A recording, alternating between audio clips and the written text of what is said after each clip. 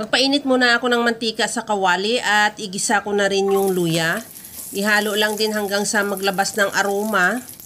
At isunod ko na rin ilagay yung bawang. Ihalo lang din hanggang sa maluto lang din yung bawang. At ilagay ko na rin yung sibuyas. The same process, ihalo hanggang sa mag-translucent o maluto lang din yung sibuyas. At maglagay na rin ako ng kamatis. Ihalo hanggang sa maluto yung kamatis, yung talagang lumalabas talaga yung kulay ng kamatis. Magtimpla na ako ng asin at lagyan ko rin ng paminta.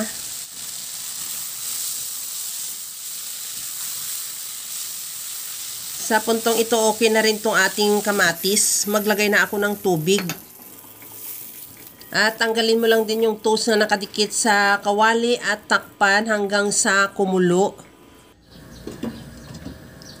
Pagkakulo, ilagay ko na rin yung isda. Ang pangalan pala ng isdang to ay bisugo. Dalawang klase pala yung bisugo. Mayroon daw malaki at yung maliit. Yung isa yung maliit na pula ang kulay. Ito ang isang klase ng bisugo na malalaki. Ngayon ko lang alam na bisugo rin pala ito. Takpan lang hanggang sa kumulo. Pagkakulo, ilagay na rin natin yung mga gulay. Maglagay na rin ako ng labanus. Maglagay din ako ng okra. Lagyan ko na rin ng siling green. At isunod ko na rin ilagay yung sitaw. Isabay ko na rin lagay yung pinaka-stem ng mustasa. Kasi medyo matigas din yon, kaya sabay na lang natin yan sa mga medyo matagal maluto na gulay. Takpan hanggang sa kumulo at maluto na rin yung gulay.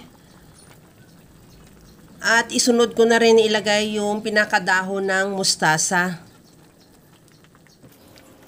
Ihalo lang din hanggang sa maluto lang din yung dahon ng mustasa. At timplahan ko na yan ng patis. Maglagay na rin ako ng calamansi juice at liquid seasoning.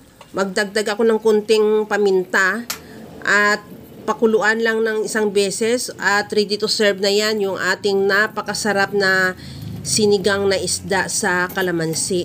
Kaya mga kalasa, kung nagustuhan mo yung ating video, please like na lang at pakishare na rin sa inyong mga friends. At kung bago ka pa lang sa aking channel, subscribe na at i-click mo na rin ang bell button para sa mga notification.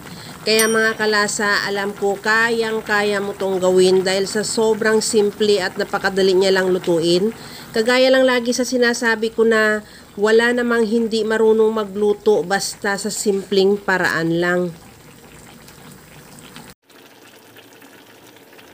Okay na tong ating sinigang, ready to serve na yan, kaya extrang saing ka na rin dahil sigurado mapaparami ka na ng kain o taob na naman yung kaldero mo dahil sa sobrang sarap niya, sabaw pa lang ulam na.